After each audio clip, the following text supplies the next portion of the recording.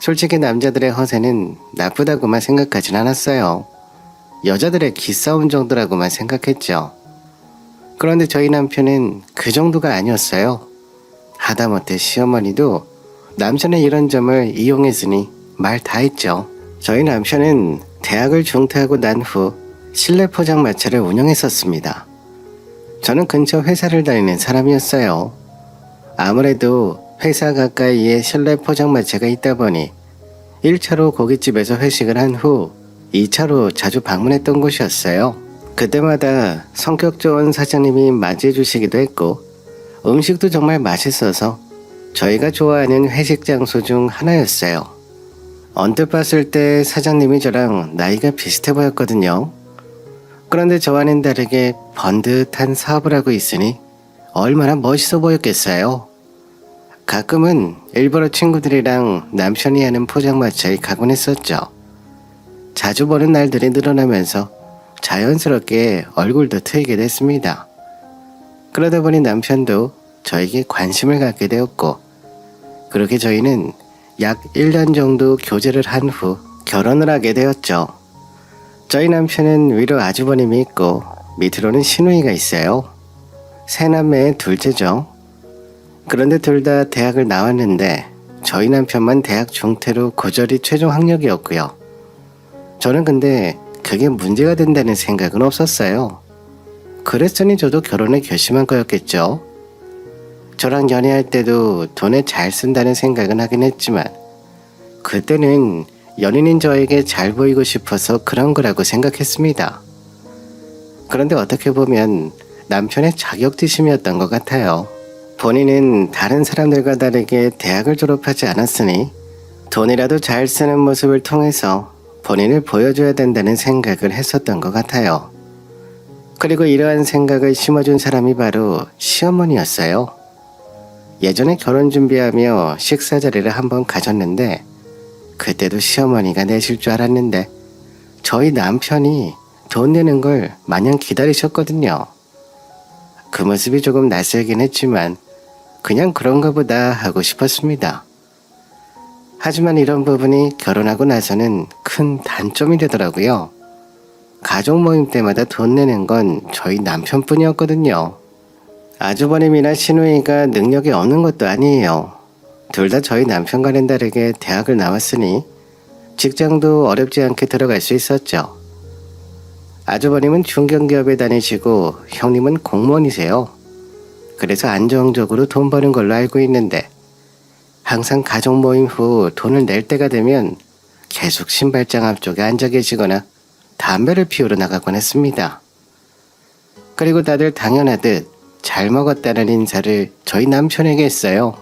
시어머니도 역시 우리 둘째가 최고다라는 칭찬을 하셨었죠. 한두 번은 그럴 수 있는데 제가 결혼한 후 저희가 한 달에 한 번 정도는 시댁 모임을 했던 것 같은데 결혼하고 반년 동안 저희 남편 지갑으로만 돈이 나갔죠. 그래서 하루는 제가 남편한테 물어봤어요. 이번에도 당신이 냈어? 심지어 이번에 장소 고른 건 아주버님이셨잖아. 승진하셨다고 자랑도 해놓으시곤 돈 낼 때만 되면 신발을 그렇게 하루 종일 묶으시나 몰라. 당신도 뭐라고 좀 해. 매번 당신이 별말 안 하고 그냥 돈 내고 그러니까 계속 그러시는 거잖아. 그러자 남편은 당신도 알다시피 형은 대학도 나왔는데 작은 회사 다니느라 형편이 넉넉하지도 않잖아. 형수님도 공무원인데 둘이 벌어봤자 얼마나 벌겠어. 내가 사업하니까 비교적 부담이 적기도 하고 솔직히 대학 나온 형보다 내가 돈을 더 잘 버니까 좀 더 쓰는 거지. 그리고 동생한테 돈 내라고 하는 것도 오빠로서 체면이 안 서잖아. 그러니까 그냥 여유 있는 내가 내는 거지. 그래도 그게 다 습관이 되는 거야. 그래도 가족 모임인데 돌아가면서 내거나 같이 부담하는 게 맞지. 그리고 우리가 여유가 있어봤자 얼마나 있다고. 제가 몇 번이나 돈을 좀 아끼라는 말을 해도 듣지 않았어요. 제가 봤을 때는 남편이 돈을 쓰면 가족들이 축켜 세워주니 그게 좋은 것 같아 보였습니다. 가족한테 쓰는 거야 남한테 쓰는 것보다는 덜 아까운데 한 달에 한 번씩 20에서 30만 원의 고정 지출이 생겨버리니 좀 신경 쓰일 때가 있었죠. 사업이라는 게 잘 될 때도 있지만 안 될 때는 안 되거든요. 만약 매번 남편의 사업이 잘만 됐다면 저도 조금 짜증은 났겠지만 그래도 남편이 이렇게 돈 쓰면서 가족들에게 대접받는 걸 좋아한다는 사실을 알고 있었으니 그냥 냅뒀을 거예요.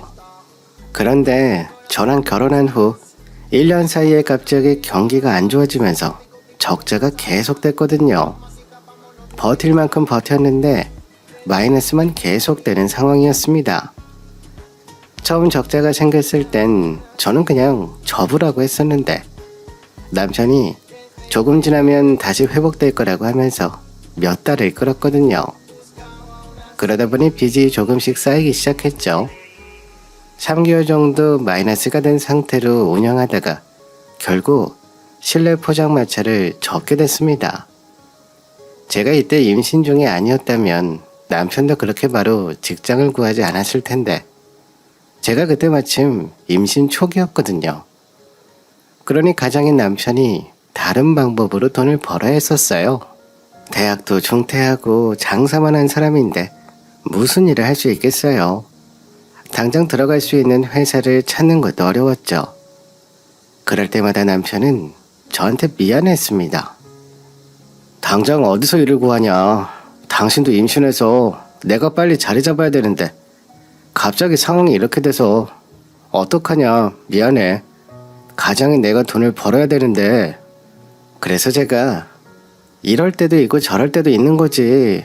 그래도 내가 회사 다니고 있는 상황이니까 너무 걱정하지 말고 들어갈 수 있는 회사라도 알아봐봐. 당신 성실하니까 처음에는 돈 많이 못 받더라도 꾸준히 하면 결국 인정받아서 안정적이게 돈을 벌 수 있을 거야. 우선 이것저것 회사를 찾아보자. 그렇게 둘이서 남편이 갈 수 있는 회사를 엄청 찾아본 것 같아요. 다행히도 제가 회사를 다니고 있는 상황이라 조금 버틸 수 있었습니다. 만약 제가 남편이랑 같이 사업을 하는 상황이었으면 더 막막했을 거예요. 나름 회사를 다녀본 제가 여러 정보를 알려주면서 준비를 했죠. 그러다 보니 몇 번 면접을 보러 오라는 연락도 받았습니다. 그렇게 몇 차례 면접을 보러 간 적도 있었지만 마지막에는 나이가 너무 많다는 이유로 미끄러지는 경우가 많았죠. 그런데 감사하게도 남편 지인 중에 한 명이 일할 사람을 뽑으려고 했는데 저희 사정을 알게 됐나 봐요. 먼저 저희 남편한테 연락이 왔습니다. 아직도 회사 안 구했으면 같이 일하자고 하셨죠. 그렇게 저희 남편은 지인의 도움으로 회사에 들어가게 됐습니다. 그때 처음 가져온 월급이 250만 원이었어요. 포장마차 있을 때보단 훨씬 적은 금액이었지만 안정적으로 벌 수 있고 마이너스가 될 일도 없으니 남편 보고 꾸준히 다니라고 했어요. 남편은 예전 본인이 벌었던 수익을 생각하며 만족하는 눈치는 아니었지만 어쩔 수 없는 상황이라고 생각했던 것 같아요. 어쨌든 남편도 회사에서 월급을 따박따박 받게 됐고 저도 일하고 있던 상황이라 둘이서 그럭저럭 먹고는 살 수 있을 정도였죠. 그런데 저희가 아이가 있다 보니 지금이라도 아껴야 한다는 생각이 있었습니다. 그래서 사업을 접은 후로부터 항상 남편한테 입버릇처럼 아껴 써야 한다는 말을 했어요. 남편의 씀씀이가 걱정되었거든요. 예전에 당신 돈 많이 쓴 거 알지? 지금부터는 그러면 안 돼. 당신 지금 사업하고 있는 것도 아니고 회사 들어가서 많이 받아야 한 달에 300만 원이야. 우리 사업하면서 마이너스 된 거 갖고 그러려면 애 낳기 전까지 허리띠 졸라 매야 돼. 알지? 솔직히 나 가족 모임도 가고 싶지 않은데 당신이 가족이라면 끔찍하게 생각하니까 어쩔 수 없이 가기는 할 텐데 이제부터라도 당신이 돈 다 내지 말고 명심해. 그렇게 남편한테 신신당부를 하고 제가 임신했다는 사실을 안 시댁 식구들은 축하한다고 하면서 밥 한번 먹자고 했었죠. 그런데 아무래도 임신 축하 명목으로 만나는 것이라 보니 저희가 돈을 해야 될 것 같았습니다. 그래서 제가 비싼 곳은 좀 부담스럽고 조금 저렴한 곳으로 가자고 했어요. 솔직히 항상 저희만 지갑이 열리고 있는 상황이라 돈 생각을 안 할 수가 없었거든요. 물론 사주시면 감사하지만 만약 우리가 내야 하는 상황이 발생하게 될 수도 있으니까 머리로는 계산을 하게 되더라고요. 아무래도 저희가 아이도 생겼고 해서 돈을 좀 아껴야 될 것 같아서요. 비싼 곳은 조금 부담스러워서 저희 집 근처에 추어탕 맛있게 하는 곳 있는데 거기서 만나는 건 어떨까요? 아니면 근처 칼국수집도 괜찮아요.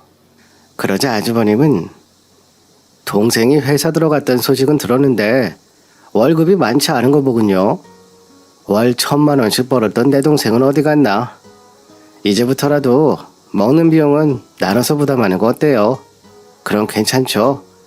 자주 만나는 것도 아닌데 한 달에 한 번 가족 얼굴 보면서 맛있는 것도 먹고 그래야 사는 거죠.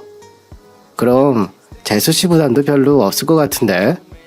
남편이랑 아주버님 그리고 신우 셋이서 돈을 나눈다는 말에 조금 안도로했던 것 같아요. 이제는 가족 모임이 좀 덜 부담스럽겠다는 생각이 들었습니다. 그렇게 저희는 저렴한 음식점이 아닌 조금 가격대가 있는 돼지갈비집을 가게 됐죠. 어른만 6명이고 저희 남편이랑 아주버님은 정말 잘 드시거든요. 한참 먹고 있을 때 실적 명세서를 봤는데 벌써 40만 원 돈이 되어 있더라고요. 그런데 이번에는 우리만 부담하는 게 아니다 보니 마음이 한결 편했습니다. 예전 같았으면 남편한테 그만 먹으라는 듯한 눈치를 주거나 했을 텐데 오늘은 그렇게 안 해도 돼서 저도 오랜만에 마음 편히 먹은 것 같아요. 그렇게 다 먹고 계산을 해야 되는데 신우이와 아주버님이 눈에 안 보였습니다. 어차피 서로 돈을 나누자고 얘기가 된 상황이었으니 우선 제 카드로 결제를 했어요. 나중에 돈 정산해달라고 하면 되니까요. 그렇게 음식점에서 나온 후 아주버님과 신우이한테 얼마 나왔다고 얘기하며 돈 보내라고 했습니다. 총 42만 원 나왔어요. 우선 제 카드로 먼저 결제했으니까 14만 원씩 보내주시면 돼요. 제가 돈 달라는 말을 하니 시어머니가 옆에서 한마디 거들었습니다. 돈을 쓸 줄 알아야 잘 버는 건데 이번에도 둘째가 내는 건 어떠냐? 괜히 회사 갔다고 위축되지 말고 거기에서 일 잘하면 월 1,000만 원씩 벌 수 있어. 너가 일을 좀 잘하니 월급도 많이 오를 거야. 잘 베풀어야 다 너한테 돌아가는 거야. 갑자기 시어머니는 돈을 잘 써야 더 벌 수 있다는 말씀을 하시면서 저희 남편한테 내라는 식으로 얘기했습니다. 그러니 다른 가족들도 한마디씩 거들었죠. 저희 남편이 사업이 잘 안 돼서 회사 들어간 거 뻔히 알고 있으면서 그렇게 말씀하시니 정말 어이가 없었죠. 아직도 저희 남편이 월에 1,000만 원씩 벌고 있다고 착각하시는 것 같았어요. 하지만 이번에는 확실하게 말하는 게 좋을 것 같다 생각해서 제가 나섰습니다. 어머니, 저희 남편 사업했을 때도 월 1,000만 원 번 거 얼마 안 돼요. 나중엔 결국 적자 나서 포장마차 접고 회사 들어갔잖아요. 그리고 저희 이번부터는 셋이서 돈 나누기로 했어요. 아까 제가 말씀하신 거 들으셨죠? 14만 원씩 저한테 보내주시면 돼요. 너는 무슨 그 돈을 다 받으려고 그러냐? 너 애 가져서 다 같이 축하해주러 온 자리에 그렇게 돈 받아야겠니? 시어머니가 돈 받지 말라는 식으로 말씀하셨습니다. 만약 제가 없고 남편만 있었다면 그렇게 될 수도 있었겠죠. 하지만 저희 사정도 넉넉지 않아서 더 이상은 안 된다고 못을 박았습니다. 그렇게 각자 헤어진 후 돈을 보내주시겠지 기다렸는데 아주버님과 시누이는 하루 이틀이 지나도 돈을 안 보내줬어요. 저도 돌아서면 잊어버리는 편이라 다들 잊어버렸나 보다 생각해서 문자를 보냈습니다. 하지만 어떠한 대답도 없었고 심지어 며칠이 지나도 돈이 입금되지 않았습니다. 처음에는 아주버님이 먼저 돈을 나눠서 부담하자는 말씀을 하셔서 먼저 전화를 드렸어요. 아주버님, 이번에 돈 보내주시기로 한 거 아직도 안 보내주셔서요. 혹시 잊으셨나 싶어서 제가 먼저 전화드렸어요. 통화 괜찮으세요? 아, 재수 씨한테 보내주기로 했었죠? 근데 어쩌죠? 제가 이번에 카드값이 다 나가는 바람에 현금이 하나도 안 남았네요. 나중에 돈 생기면 보내드릴게요. 조금만 기다려주세요. 솔직히 돈 안 보내주려고 하는 심산인 게 눈에 보였습니다. 그래서 너무 화가 났죠. 뻔히 저희가 돈 부담된다고 다른 곳으로 가자고 했는데도 불구하고 다 같이 부담하겠다고 해서 가격대가 있는 음식점을 간 거였는데, 신우이한테도 따로 연락했지만 아주버님과 비슷한 얘기를 하면서 지금은 못 보내준다고 하더라고요. 솔직히 몇 번 더 전화를 해서 받아낼까 싶은 마음도 있었지만 그냥 애 가진 턱이라 생각하고 더 이상 돈을 보내달라고 말하지 않았습니다. 두 남매가 그러자고 약속이라도 한 듯 돈을 보내달라고 하니 둘 다 돈이 없다면서 나중에 보내준다고 했습니다.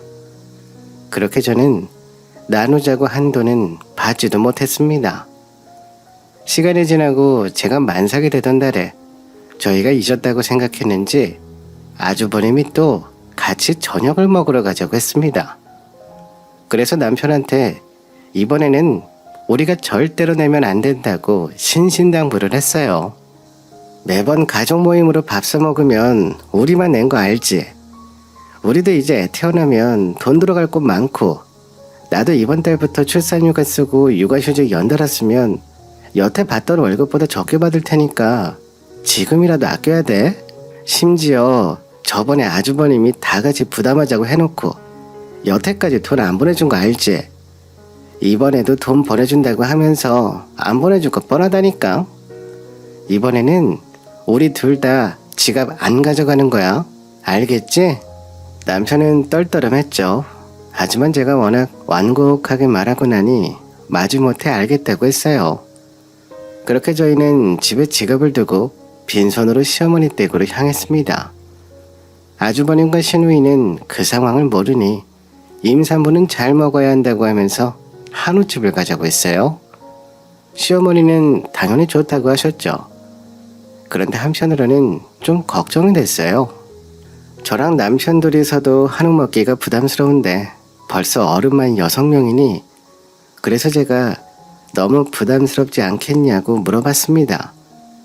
저야 지갑을 안 가져와서 오늘은 아주버님이나 신우가 카드 결제를 해야 될 텐데 본인들이 한 행동이 있으니 섣불리 결제할 것 같진 않았거든요. 한우집이요? 사람이 많은데 부담스럽지 않을까요? 그리고 아주버님이랑 저희 남편은 워낙 잘 먹기도 해서 돈이 적게 나올 것 같진 않은데 그냥 여기 밑에 있는 삼겹살 무한 리필하는 곳 거기 가는 거 어떠세요? 그러자 아주버님이 아이 셋이서 돈 나누면 되는데요 뭐. 그리고 이제 곧 아이 낳아야 되니까 잘 먹어야죠. 돈은 있다가도 없고 없다가도 있으니 하고 싶은 건 하고 먹고 싶은 건 먹으면서 살아야죠. 한우 먹으러 가시죠. 제가 아는 사람이라서 더 저렴하게 먹을 수 있도록 해줄 거예요. 그러니 부담 갖지 마세요. 이번에도 아주버님은 돈을 나누면 된다는 말을 하며 저희를 한우집으로 데려오셨습니다. 한우는 돼지갈비랑 차원이 다르더라고요. 거의 80만 원이 되는 금액이 나왔죠. 또 계산할 때가 되니 시누이는 화장실에 갔는지 안 보이고 아주버님은 세워라 내워라 신발을 고쳐 신고 있었습니다. 이번에는 저희가 낼 방법이 없으니 나오는 길에 저희가 오늘 지갑을 갖고 오지 않았다고 말씀드렸죠. 저희가 이번에 지갑을 놓고 나왔네요. 이번에는 저희가 돈 보내드릴게요. 이따 금액 어느 정도 되는지 알려주세요. 그렇게 저희 먼저 가게에서 나오는 상황을 지켜보는데 아주버님과 형님이 당황한 눈치가 보였습니다. 저희가 그렇게 나올 거라고는 생각도 못 하셨겠죠. 당장 결제를 해야 되는데 저한테 항상 돈 보내주겠다고 하고는 안 보내주셨잖아요. 저희도 그럴까봐 섣불리 결제를 못하는 모습이 보였습니다. 그리고 조금 있으니 신우이가 화장실에서 나왔어요. 그리고 신우이한테 돈을 내라고 하셨죠. 하지만 신우이도 혹시나 본인이 낸 돈을 못 받을까봐 돈 낼 수 없다고 했습니다. 그렇게 둘이서 서로 돈을 내라며 계산대 앞에서 티격태격했습니다. 적은 돈이 아니다 보니 섣불리 돈을 낼 수 없었겠죠. 둘 다 결제를 안 하려고 하니 결국은 시어머니가 돈을 내셨습니다. 그리고는 나오셔서 저한테 한 소리 하셨어요. 너는 밥 먹는 거 뻔히 알면서 카드를 두고 나오냐? 너 때문에 다들 난처하잖아. 칠칠맞게 그런 걸 두고 나와? 저녁 먹을 거 뻔히 알면서 지갑 두고 나오는 건 무슨 정신머리인 거야? 너 애 낳고 애 두고 다니는 거 아닌지 모르겠다.